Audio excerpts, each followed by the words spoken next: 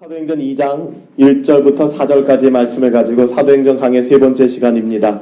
오순절에 임하신 성령님이라는 제목으로 말씀을 상고하도록 하겠습니다. 오늘 본문은 사도행전에 임한 성령의 역사하심과 그 섭리하심을 강조하고 있습니다.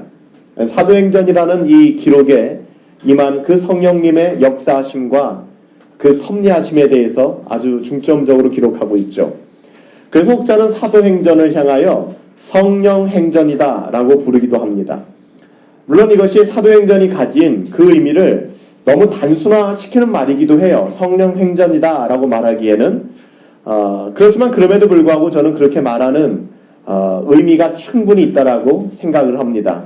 왜냐하면 오순절날 임하신 성령님의 역사는 우리가 아는 대로 초대교회를 탄생시켰습니다.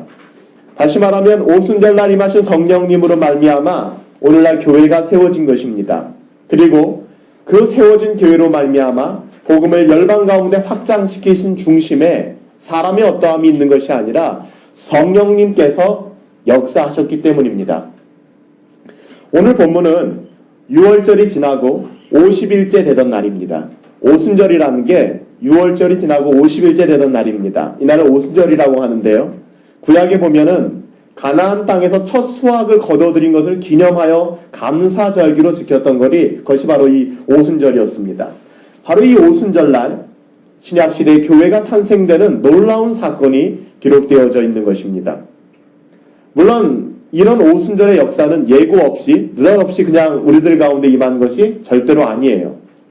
이것은 때가 찼고 하나님의 섭리 가운데서 예수님께서 특별히 부활하시고 50일 지난 오순절에 특별히 구약 성경을 통해서 성경에 예언된 대로 성취된 것입니다. 6월절이 지나고 50일째 되던 날이 오순절이라고 했죠. 그러면 예수님이 승천하신 지는 한 며칠 지났을까요? 한 열흘 정도 지났을 것 같습니다. 왜냐하면 신약 성경에 보면 예수님께서 부활하신 다음에 며칠 정도 제자들에게 보이시며 함께 하셨죠? 40일 정도 그의 몸을 보이시고 함께 하셨습니다. 그리고 열흘 정도 지났을 거예요. 그때 예수님께서 성령님께서 이제는 제자들에게 임한 것입니다. 하나님께서는 이미 특별히 요엘 선지자를 통하여 성령이 이 땅 가운데 강림하실 것에 대해서 말씀해 주셨는데요. 그러니까는 그 당시로부터 약 한 700년 정도 전이죠. BC 835년부터 한 796년 정도가 요아스 왕 시대인데 이 요아스 왕 시대 때 사역했던 선지자가 바로 요엘 선지자입니다. 잘 아시는 말씀이죠. 요엘서 2장 28절부터 32절에 보면 이렇게 예언되어 있어요. 이 오순절날 성령이 강림하시기 한 700년 전에 기록되어 있는 예언의 말씀이거든요. 이 말씀이 성취된 겁니다.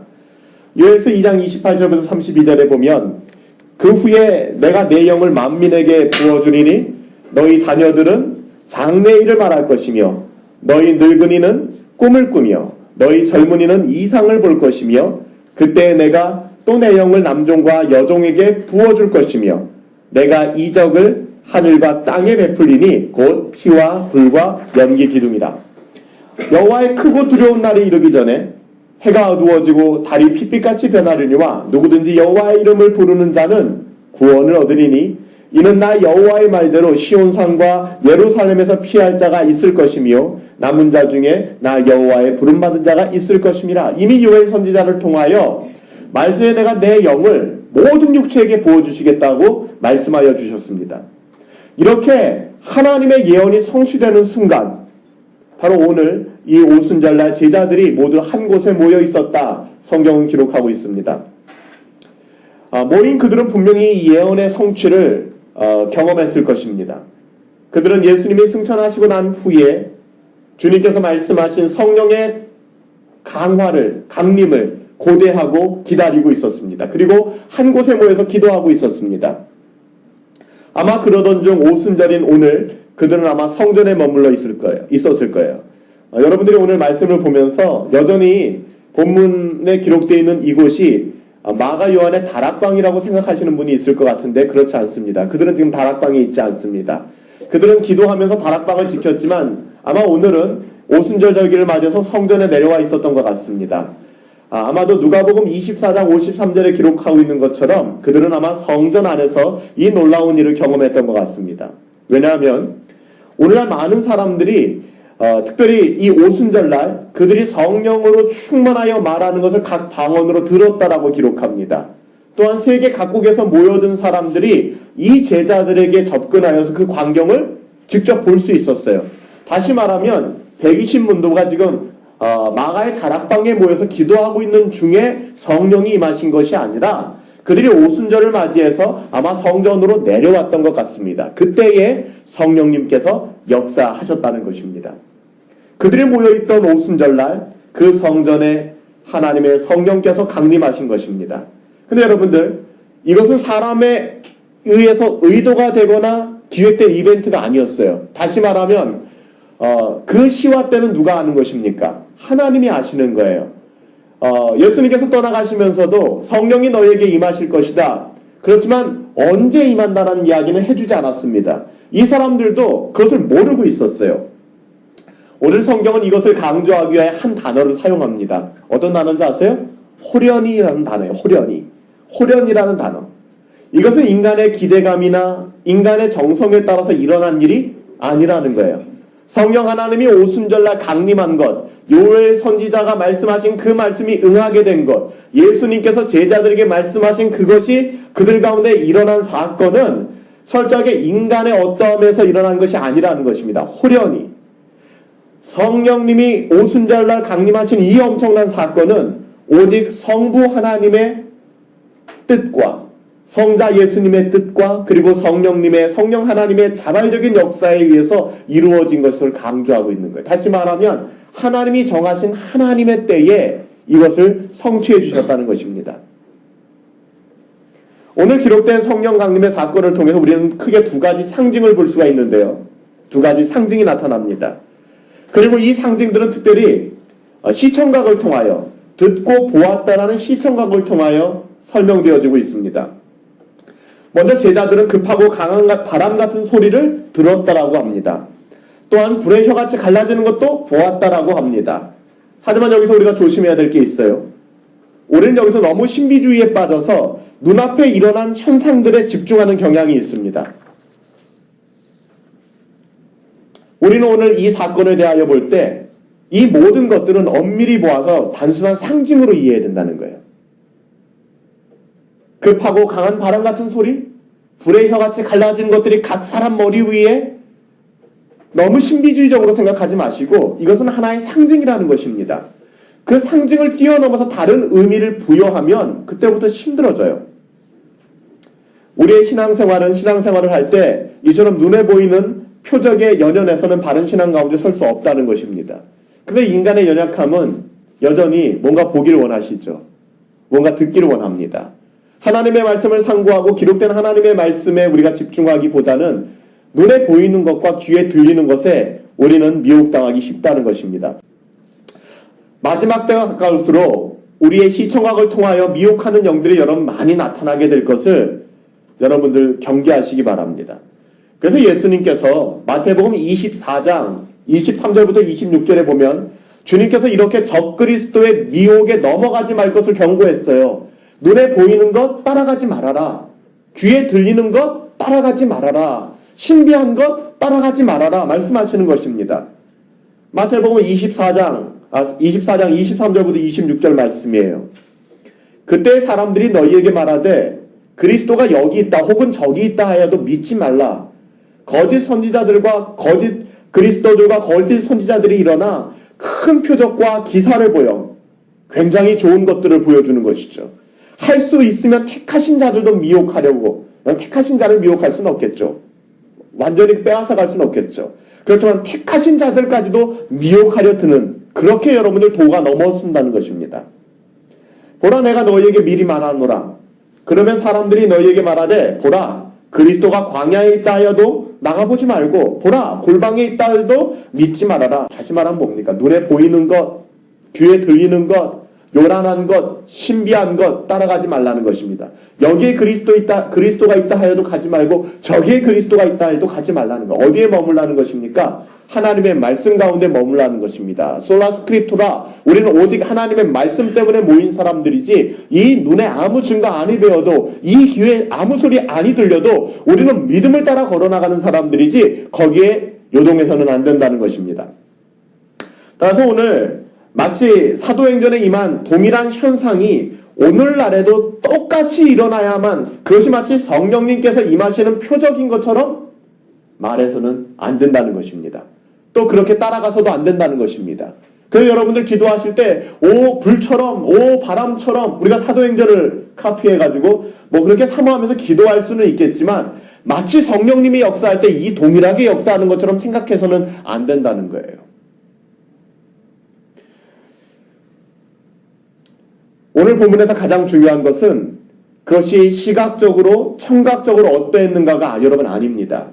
불의 혀처럼 갈라지는 것들이 각 사람 머리 위에 임한 것이 아니에요.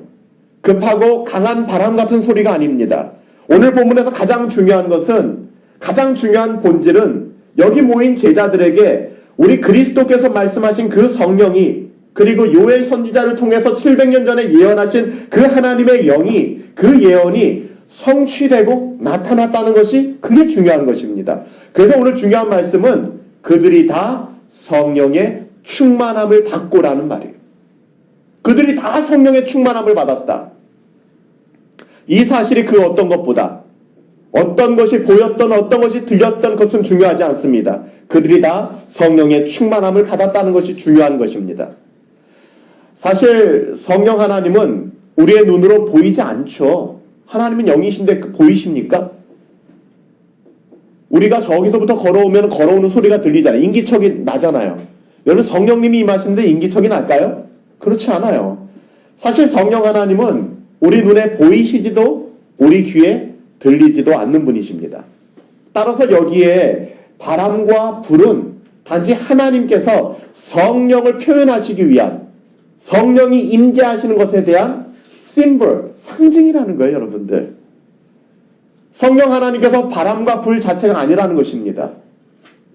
그러니까 성령 하나님 이퀄 불, 바람이 아니라는 거예요. 그분의 임재하심을 제자들이 상징적으로 표현한 것입니다. 물론 그래요. 성령 하나님께서 바람과 불은 아니지만 또 한편 생각해 본다면 성령 하나님께서 가지는 속성의 일부를 드러낸 것이라고 생각할 수 있습니다. 어떤 면에서 그럴까요? 바람, 이렇게 불어오는 바람을 얘기하는 것이 아니라 어떤 바람의 능력, 태풍, 허리케인 같은 걸 얘기하는 것이 아니에요. 그 반대입니다. 어떻게 보면 하나님이 가지신 그 바람의 속성은 어떤 것인지 아십니까? 바람은 분명히 불어오는 것 같은데 그 바람이 어디서 불어오는지 모르는 거예요. 이해가 되시죠? 우리가 성령의 바람 그러면 그 바람이 확 불어와서 모든 것을 날려버리고 이런 능력으로 임한다고 생각하는데 이 성령님이 가지신 바람의 어떤 속성이라 그러면 바람은 분명히 불어오지만 도대체 이 바람이 어디서 불어오는지 우리는 그 출처를 알 수가 없죠. 요한복음 3장 8절에 보면 예수님께서 이렇게 말씀하십니다. 바람이 임의로 불매, 바람이 어딘가에서부터 불어오매 내가 그 소리를, 바람이 불어오는 소리를 들어도 어디서 와서 어디로 가는지 알지 못하나니 성령으로부터 난 사람도 다 그러하다라고 말씀하십니다. 성령의 임재하심도 이와 같이 언제 어떻게 임하시는지 우리는 알 수 없다는 거예요. 하나님의 능력이시죠.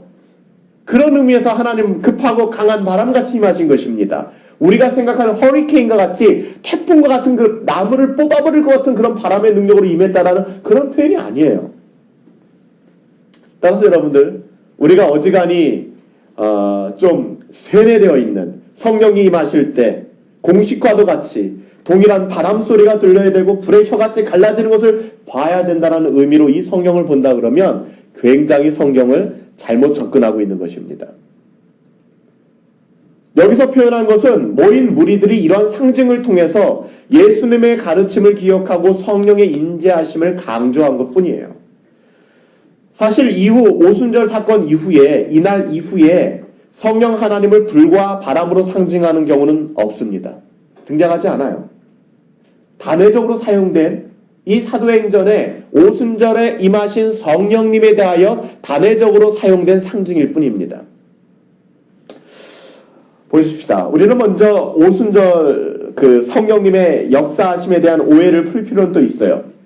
이렇게 오순절날 성령님이 역사하셨다라고 생각하니까 특별히 우리가 풀어야 되는 숙제는 뭐냐면은 성령님이 과연 오순절에 처음 역사하셨는가 하는 문제죠. 어떻게 생각하십니까? 절대 그렇지 않죠. 오순절에 성령님께서 강림하시는 사건을 오늘 본문에서 우리는 분명히 보고 있지만 성령의 사역은 동일하게 구약시대 때부터 있어 왔다는 것입니다. 당연하죠. 성령님이 아니 계신 때가 언제 있겠습니까? 성령 하나님께서는 동일하게 구약시대에도 사역하셨습니다.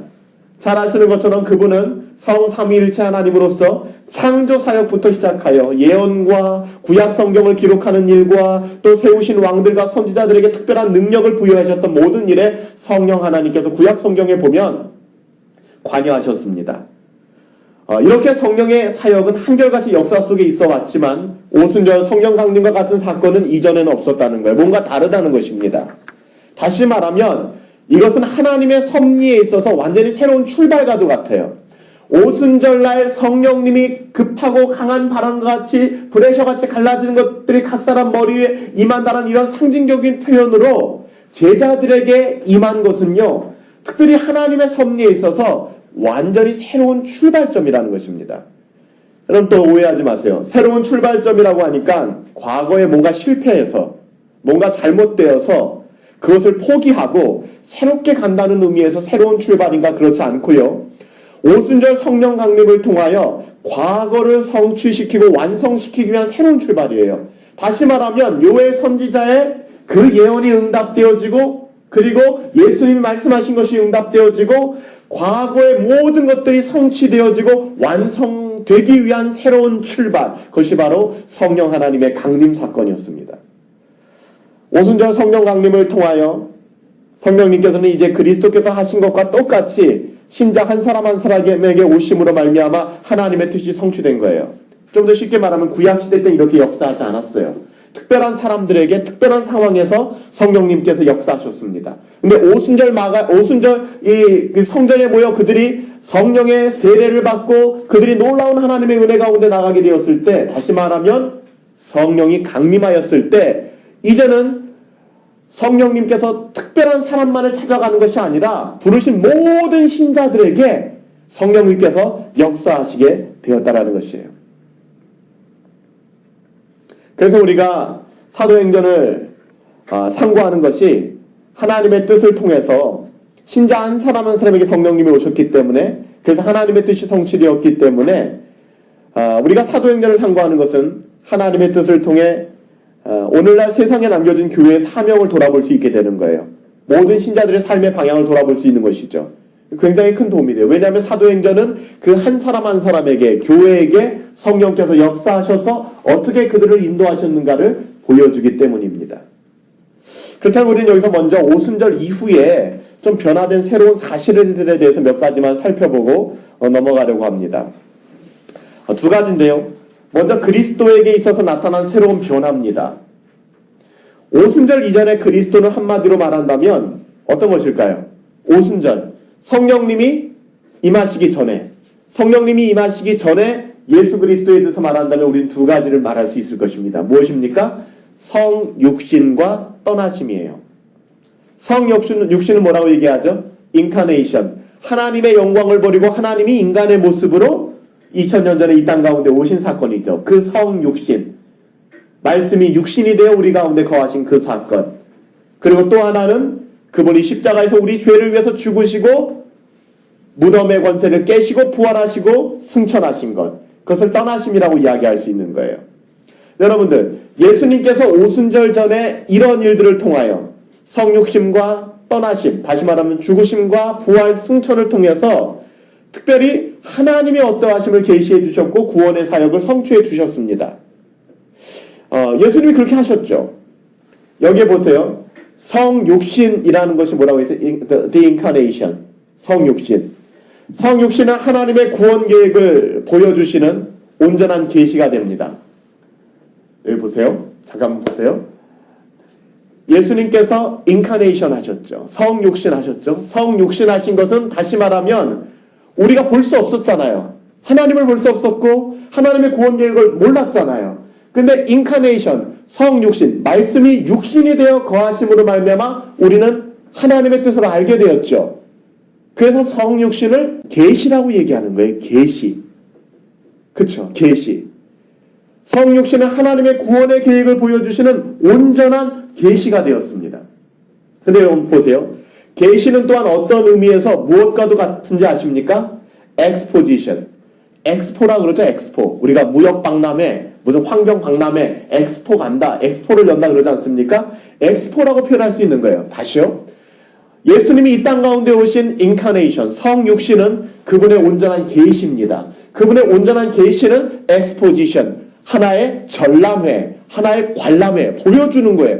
다시 말하면 예수님이 몸을 입고 이 땅 가운데 오심으로 말미암아 하나님의 구원 사역이 무엇인가를 보여주셨어요. exhibit, 보여주신 것입니다. 사람들이 그것을 보고 알게 되는 거예요. 주님이 십자가에 달려 돌아가시는 것을 보면서 사람들은 하나님의 구원이 어떻게 임하는지를 보게 되는 것입니다. 예수님이 부활하시고 승천하시는 사건을 보면서 엑스포죠, 엑스포. 그걸 관람하는 거예요. 보는 거예요. 그리고 깨닫게 되는 것입니다. 여러분 한번 보십시오. 여러분들 관심 갖는 어떤 분야에 있어서 엑스포에 참관했습니다. 엑스포에 참여했습니다. 근데 자신의 관심에 따라서 자신이 원하는 분야의 엑스포를 참관했다고 해서 그 모든 것을 다 체험하고 알게 되는 것은 아니죠. 그것을 의미하는 것은 아니죠. 동일합니다. 무슨 이야기냐면 오순절 이전의 인류는 이렇듯 성육신하고 하나님의 어떠하심을 보여주신 예수 그리스도의 그런 계시와 예수 그리스도의 어떤 엑스포지션, 보여짐에도 불구하고 그들은 제대로 하나님의 아들과 그 구원의 사역에 대해서 이해하지 못했다는 거예요. 예수님께서 오순절 전에 오셔서 모든 사역, 그분이 몸을 입고 오시고 그분이 죽으시고 승천하시는 모든 것으로 구원을 완성해 주셨지만, 구원을 엑스포해 주셨지만, 그 구원이라는 엑스포에 우리가 참관은 했지만 모든 사람들이 그것을 깨달아 알았다? 못 깨달아 알았다? 못 깨달아 알았다는 것입니다. 그래서 여러분 보세요. 요한복음 1장 1절부터 5절에 보면 태초에 말씀이 계시니라, 이 말씀이 하나님과 함께 계셨으니 이 말씀이 곧 하나님이시니라. 그가 태초에 하나님과 함께 계셨고 만물이 그로 말미암아 지은 바 되었으니 지은 것이 하나도 그가 없이는 된 것이 없느니라. 중요한 게 4절입니다. 그 안에 생명이 있었으니 이 생명은 사람들의 빛이라. 다시 말하면 빛으로 우리 주님이 오셨습니다. 인카네이션 하셨고 그분이 떠나셨어요. 십자가에서 죽으시고 승천하셨습니다. 근데 여러분 5절에 뭐라고 기록합니까? 요한복음 1장 5절에 빛이 어둠을 비췄어요. 그들이 엑스포를 참관했어요. 예수님을 보았어요. 예수님이 빛을 비춰주셨어요. 빛이 어둠을 비치되 어둠이 깨닫지 못하더라. 오순절 전에 예수님의 사역은 이랬습니다. 답답한 모습이었죠. 예수님이 답답하신 이유는 우리의 어떠함 때문이었죠. 오순절을 통해 성령 하나님께서 강림하심으로 말미암아 이 계시가 이제는 모든 신자들에게 동일하게 어떻게 됐다는 거예요? 적용됐다는 것입니다. 성령님이 임하심으로 말미암아 그때부터 하나님이 부르신 모든 신자들에게 이 사건, 예수님의 엑스포지션 하신, 예수님이 보여주신 그 사건이 정확하게 더 어플리케이션, 적용됐다는 거예요. 그게 성령 강림의 사건이 우리에게 주는 놀라운 비밀인 것입니다. 오순절날 성령 하나님께서 강림하심으로 말미암아 이제는 신자 한 사람 한 사람이 실제적인 삶 속에서, 생활 속에서 구원의 능력을 온전히 적용하기 시작합니다. 예전에는 전혀 이렇지 않았어요. 전혀 달라져요. 오순절을 중심 계기로 해서. 이 오순절에 하나님께서는 성령을 보내심으로 말미암아 자신이 이루신 십자가의 구속, 자신이 보여주는 이 엑스포지션, 리벨레이션, 그리고 인카네이션, 이 모든 사건들을 이제는 온전케 한 사람 한 사람에게, 택하신 모든 사람들에게 적용시켜 주는 거예요. 여러분 어떻습니까? 그분께서 십자가의 구속을 각 개인에게 적용시켜 주셨기 때문에 성령의 충만함을 받는 자, 성령 안에 거하는 자는 그 즉시로 예수 그리스도와 연합하여 십자가에 못 박는 사건이 일어나기 시작합니다. 그 전에 볼 수 없었던 일이에요. 예수님을 따라다니던 제자들도 우리가 살펴보았던 것처럼 예수님을 향한 충정심이 있었고 예수님께서 행하시고 가르치시는 사역들을 통하여 많이 변화되었습니다. 그럼에도 불구하고 증인되는 사역까지는 감당하지 못했다고 했잖아요. 그들이 성령 충만함을 받고 성령이 그 안에서 역사하시기 시작하자 그들은 즉시로 그리스도와 함께 십자가에 못 박히는 그런 일들을 감당하게 됩니다. 또한 그리스도께서 자신의 부활 능력을 그들에게 전가해 주셨기 때문에 그들은 성령께서 오셔서 부활의 능력을 자기에게 주실 때까지 이전에는 절대 살아보지 못했던, 다시 말하면 오순절날 그 성령의 세례를 받고 성령의 충만함을 받았던 사람들은 예전에는 이런 삶을 살지 못했어요. 여러분 베드로를 보십시오. 이후에 나오는 베드로, 이전에 나오는 요한이 오순절 이전에는 그런 삶을 살지 못했습니다. 근데 그들의 삶이 통째로 바뀌기 시작합니다. 성령께서 오셔서 부활의 능력을 자기들에게 주실 때까지는 이전에 살아보지 못했던 증인된 삶을 살 수가 없었어요. 근데 비로소 성령이 임하니까 증인된 삶을 살아가기 시작합니다. 교회가 시작되기 시작하는 것입니다. 그리스도께서 승천하심으로 얻으신 그 승리를 그들에게 안겨주심으로 말미암아 바울이 골로새 교회를 향하여 고백했던 것처럼 위의 것을 사모하기 시작해요. 성령님이 우리들 가운데 역사하시기 전까지는 이 땅에 있는 것으로 눈먼 사람들이었습니다. 이 땅에 있는 것이 영원하다고 생각했던 사람들이에요. 근데 그것을 포기하기 시작합니다. 위의 것을 바라보기 시작합니다. 이처럼 성령이 오심으로써 놀라운 변화가 시작된 것입니다. 그리스도께서는 자신이 오셔서 이루신 구원 사건을 가지고 이제는 성령의 역사로 새롭게 광범위하게 그 역사를 시작하시는 거예요. 예수님이 하실 수 없었던 일, 몸을 입고 이 땅 가운데 오신 예수님은 제한이 너무 많았잖아요. 그분이 떠나는 것이 유익하다고 하였습니다. 그리고 보혜사 성령이 그들 가운데 임하심으로 말미암아 이제는 모든 열방과 민족과 장소와 시간을 초월해서 성령님께서는 부르신 택자 한 사람 한 사람들에게 동일하게 그리스도가 만나주셨던 것처럼 역사하기 시작하는 거예요. 예전에 그리스도가 계실 때에는 이 마을에 있을 때는 저 마을에 함께할 수 없었습니다. 특별한 하나님의 구원 섭리에서 몇몇 사람들과 동행하였고 만나주었습니다. 성령께서도 마찬가지였어요. 역사하였지만 보편타당하게 모든 사람들에게 미치는 사역을 하지 않으셨습니다. 근데 오순절 성령 강림으로 말미암아 요엘 선지자가 기록했던 것처럼 남종과 여종에게 무릇 이 땅의 모든 남녀노소에게 물붓듯 하나님의 영을 부어주겠다라고 말씀하시는 거예요.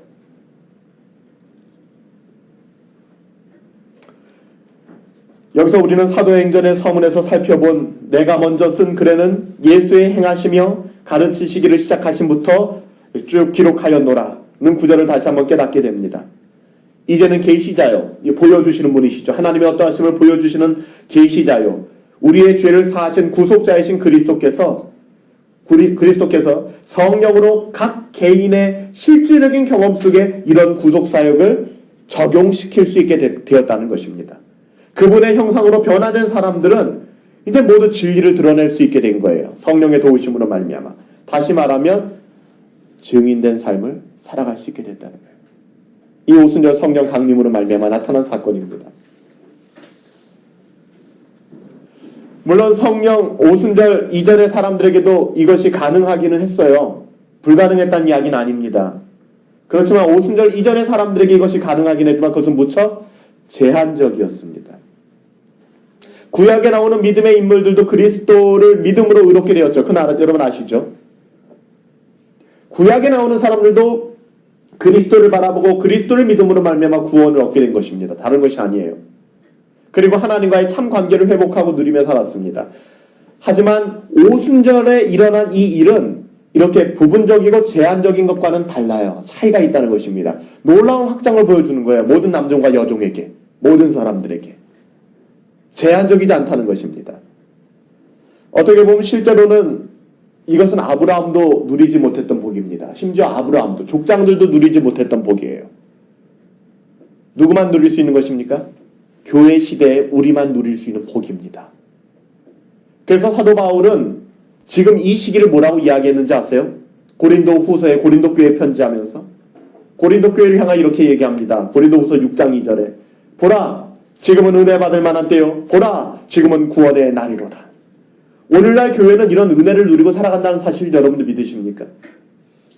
우리는 그리스도의 복음을 경험하고 그분과 하나 되며 교회라는 그리스도의 몸을 통해 서로가 하나 됨을 경험하고 있는 거예요. 왜요? 성령이 우리와 함께 하시기 때문에 우리를 고아와 같이 내버려 두지 아니하시고 오순절 성령 강림으로 인하여 시작된 교회는 비로소 예수님의 제자들로서의 순종을 보이기 시작합니다. 그전엔 연약했죠. 교회는 각기 부르심에 따라 선생과 교사로 또 그리스도 예수께 충성을 다하게 됩니다. 교회는 더 이상 나누어지지 않고 서로 한 마음을 가진 동지가 되었습니다. 오늘 초대교회는 그렇습니다. 교회는 예수님께서 당하신 모든 시련에 기꺼이 동참하려고 합니다. 그들은 피해가지 않아요. 초대교회 모습들을 보면은. 이제 앞으로 우리가 살펴볼 초대교회 모습들 아닙니까? 그들은 예수님이 당하신 그 시련을 절대로 피해가지 않습니다. 기꺼이 동참합니다. 그분의 멍에를 함께 매려고 자청하는 모습을 보게 됩니다. 성령에 의해 움직이는 교회는 그리스도의 행하시고 가르치심에 따라서 실제로 주님과 하나가 되는 역사가 일어나기 시작해요. 그리스도와 분리되지 않습니다. 뿐만 아니라 교회는 그리스도를 머리로 하는, 그리스도를 주인으로 섬기는 종의 모습으로 변화되었습니다. 이런 모습을 우리는 성령 강림이 있기 전에는 결코 찾아볼 수 없어요. 어떤 이스라엘 공동체도, 어떤 조직도, 그리고 심지어는 예수님이 행하시고 가르치신 일로 말미암아 변화된 제자들도 성령의 세례를 받고 성령의 충만함을 받기 전까지는 이런 일들을 보일 수가 없었다는 것입니다. 성령께서 오심으로써 이제는 주님의 멍에를 메고 주님과 하나 되는 삶이 보편적으로 가능하게 된 거예요. 여러분들, 제가 지난 주일에도 말씀드린 것처럼 수고하고 무거운 짐진 자들아 다 내게로 오라. 내가 너를 쉬게 할 것이다. 이 말씀 이면에 너는 내 멍에를 메고 내게 와서 배우라. 이 말씀이 가능하기 위해서는 거듭나야 된다고 말씀드렸습니다. 성령의 세례를 받지 않고서는 이 말을 이해할 수가 없어요. 왜 신앙생활을 하면서 멍에를 메야 되는지, 왜 신앙생활을 하면서 요셉처럼 어려운 일을 당해야 되는지, 왜 신앙생활을 하면서 다윗처럼 어려운 일을 당해야 되는지 이해할 수가 없었습니다. 그렇지만 이것이 성령이 우리들 가운데 임하심으로 말미암아, 다시 말하면 그것이 이해되기 시작한다면 그 이해는 나의 어떠함으로 이해된 것이 아니라는 거예요. 우리 안에 성령님이 그 일을 행하고 계신다는 거죠. 구약시대 때는 흐릿하게 그리스도를 바라보던 믿음의 사람들이 이제는 성육신과 그분의 부활 승천으로 인하여 분명한 계시를 보았고 성령의 임하심으로 그것이 우리 가운데 적용되어 살아 움직이게 된 것입니다. 이것이 바로 오순절날 성령 하나님이 임재하신 놀라운 사건이었습니다. 이것은 사도 바울이 마치 갈라디아 2장 20절에서 갈라디아 교회에게 권고한 거랑 똑같죠. 성령으로 충만함을 받고 성령의 세례를 받은 자, 거듭난 자, 성령 받은 자는 이렇게 살아가게 됩니다. 내가 그리스도와 함께 십자가에 못 박혔나니 그러즉 이제는 내가 사는 것이 아니요 오직 내 안에 그리스도께서 사시는 것이라. 이제 내가 육체 가운데 사는 것은 나의 번성과 나의 명예를 위해 사는 것이 아니에요. 이제 내가 육체 가운데 사는 것은 나를 사랑하사 나를 위하여 자기 자신을 버리신 하나님의 아들을 그만 믿는 믿음 안에서 살아간다고 고백하게 되는 거예요. 이것이 거듭난 사람, 이것이 성령으로 세례를 받고 성령 받은 사람들이 고백할 수 있는 것입니다. 이렇게 우리가 그리스도와 하나가 된 것이에요. 여러분, 이것이 교회라는 사실을 믿으시기 바랍니다. 이게 교회예요. 이게 그리스도인의 정체성입니다. 여러분 보세요. 그리스도께서는 영원하고 무한하시죠. 하나님이시니까. 그리스도는 영원하시고 무한하십니다. 예수님께서 과거 세상에 계실 때 누가복음 12장 50절에 뭐라고 말씀하셨죠? 나의 답답함을 어떻게 하겠느냐? 내가 세례를 받고 내가 이러기 전까지 너희들이 이 답답함을 어떻게 하겠느냐라는 말씀을 하셨죠.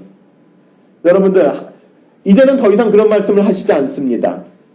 그리스도 자신 안에는 궁극적이며 최종적인 완전한 계시가 있기 때문에, 그리고 이제는 그 고난의 잔을 드셨고 십자가에서 우리의 모든 구원을 완성하셨기 때문에, 이것을 구약의 표현으로 빌자면 시편 130편 7절에 나오는 풍성한 구속, 이 풍성한 구속을 가지신 분이 누구세요? 예수님이라는 것이죠.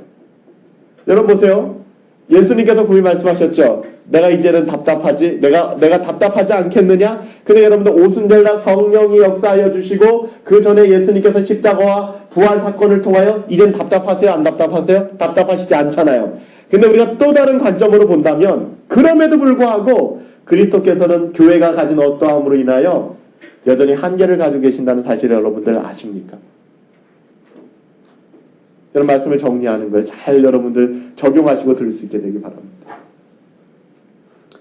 초대교회가 완벽했어요. 앞으로 우리가 살펴볼 사도행전에 나오는 수많은 그런 초대교회 성도들의 모습들은 진짜로 우리가 탄성을 자아낼 만큼 멋진 믿음의 삶을 살았습니다. 초대교회가 그리스도께 충성함에 있어서 절대적으로 완벽했다 할지라도 예수님은 그 안에서 여전히 제한받고 계신다는 사실을 여러분들 기억해야 될 것입니다. 여러분, 그리스도는 그의 몸된 교회를 통해서 궁극적인 승리를 성취하기를 원하신다는 사실을 아시죠?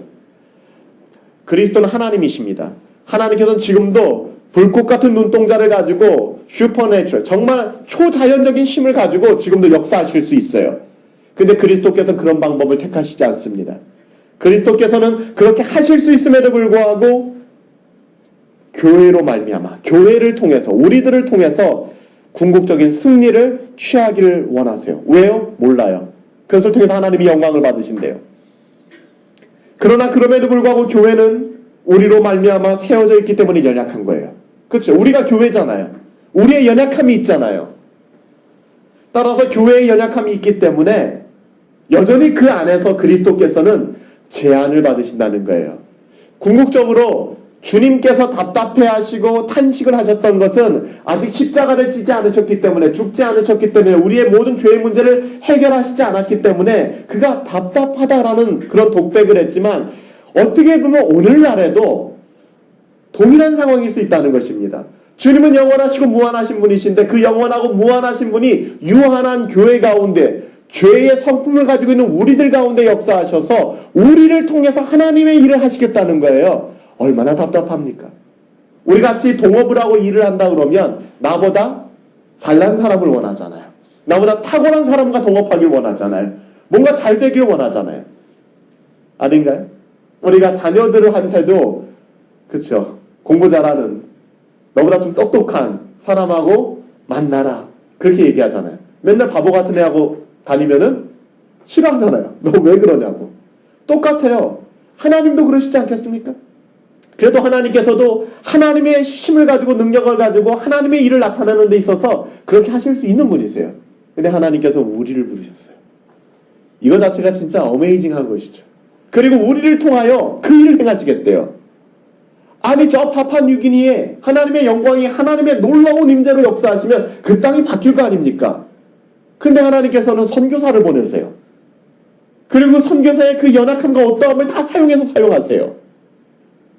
라오스에 하나님이 역사 못하시겠습니까? 하나님께서 역사하시면 그 땅이 확 바뀌겠죠. 근데 하나님께서는 라오스에 선교사를 보내십니다. 그리고 그 선교사가 또 아주 멋지게 능력있게 사역하게 하시지도 않으세요. 그렇지만 그 일들을 통하여 하나님은 하나님의 방법대로 그 일들을 행하시는 것이죠.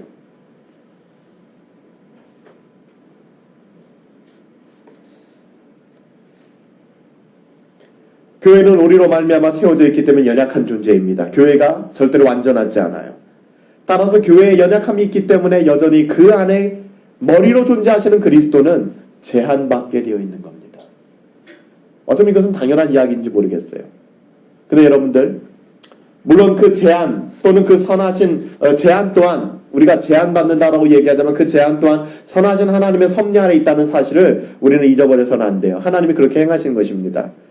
그렇다고 해서 여러분들 굉장히 우리가 조심해야 될 거예요. 요즘에 우리 교회 안에도 그런 분위기가 조금 있는 것 같아서 제가 좀 안타깝기는 한데 그래서 요번에 율법과 복음을 통해서 이 부분들을 제가 좀 한번 깊게 만지려고 그래요.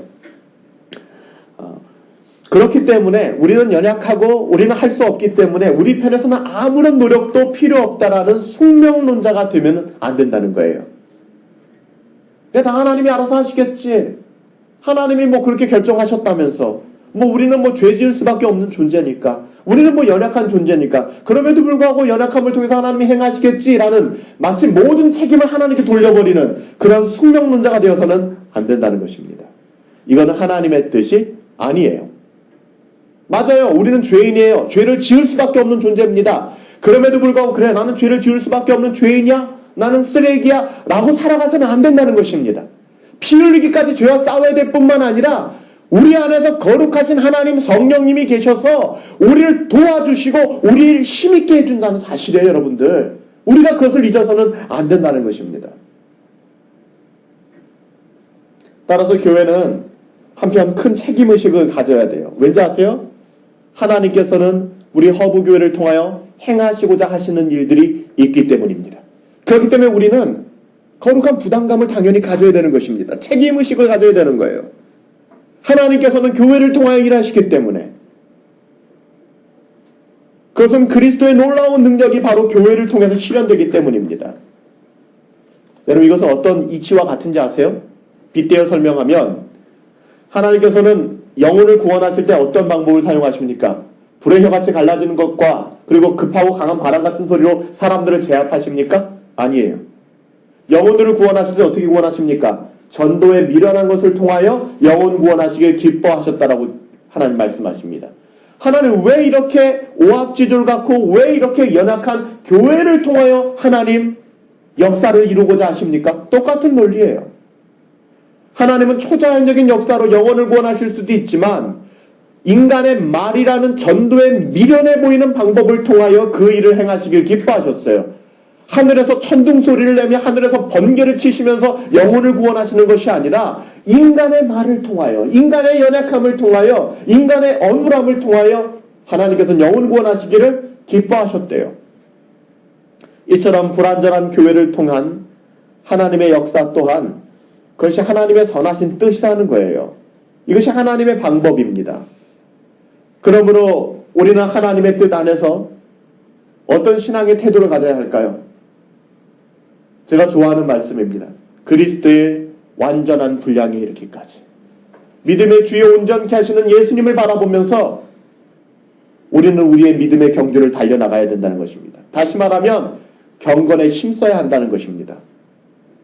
물론 거기까지 도달할 수 있을까요? 여러분들 그리스도의 완전한 분량까지 우리가 갈 수 있을까요? 없을까요? 있다고 생각합니까? 없어요. 우린 그리스도의 완전한 분량에 이를 수 없습니다. 그래서 우리가 생각하는 잘못된 신앙은 뭔지 아세요? 이렇게 해도 못 가고 저렇게 해도 못 가는 거 그냥 두자. 이거는 거듭나지 않은 사람들의 신앙 태도입니다. 그리스도의 완전한 분량에 우리는 이를 수 없음에도 불구하고 우리는 경건에 힘써야 되는 것입니다. 물론 거기까지 도달할 수 있는 인간은 아무도 없습니다. 그래도 갈 수 있는 만큼 우리는 최선을 다해야 되는 거예요. 왜요? 그것이 하나님의 뜻이기 때문에. 물론 이 땅에서 완전한 경건에 이르러서 그리스도같이 될 수 있는 사람은 아무도 없습니다. 그럼에도 불구하고 신자는 주님 다시 오시는 그날까지 이 싸움을 멈추지 말아야 되는 거예요. 우리는 이것을 포기하지 말고 이 일에 집중해야 된다는 것입니다. 만약 쉽게 이것을 포기해버리고 도리어 하나님께 모든 책임, 하나님은 우리 계속해서 죄를 지을 수밖에 없다면서요. 우린 죄 가운데서 자유할 수가 없다면서요. 도리어 하나님께 모든 책임의 결과를 던지는 운명론 또 숙명론자가 되어버린다면 그 사람은 자신의 구원에 대하여 아주 심각하게 고민해 볼 필요가 있습니다. 어떻게 보면 그는 거듭난 사람이 하나님의 사람이 아님을 스스로 증명하는지도 모릅니다.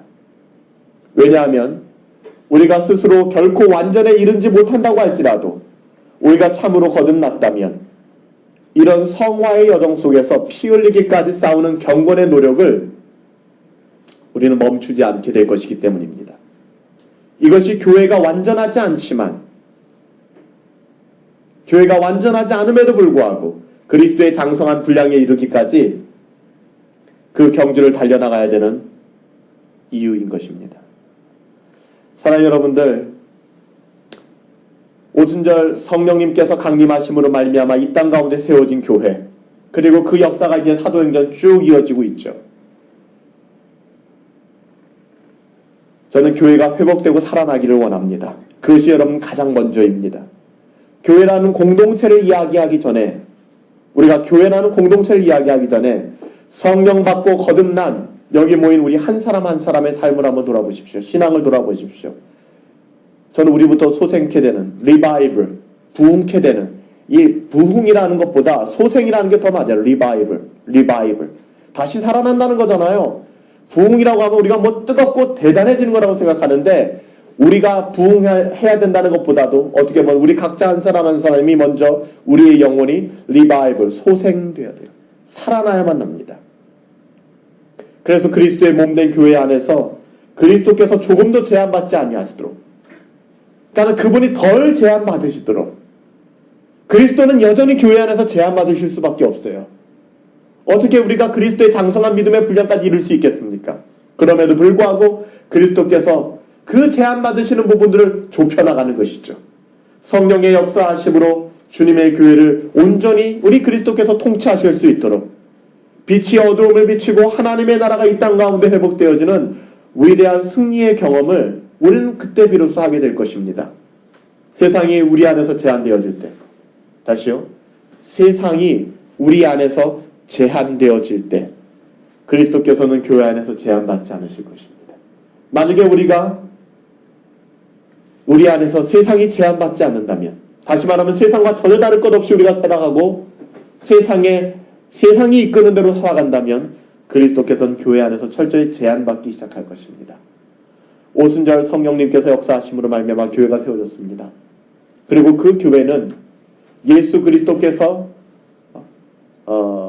행하시지 않았던 그 일들을 성령님으로 말미암아 행하셨고, 또 교회 안에서 놀라운 능력과 또 하나님께서 도우심으로 말미암아 하나님의 놀라운 복음의 진보도 있었습니다. 저는 우리 교회 가운데, 이 땅의 교회 가운데 오순절 특별히 성령께서 역사하여 세워진 모든 교회 가운데 한 사람 한 사람이 소생케 되고 하나님의 영광과 하나님의 은혜가 우리의 삶 가운데서 회복되는 놀라운 역사가 있게 되기를 예수님의 이름으로 축복합니다. 기도하겠습니다.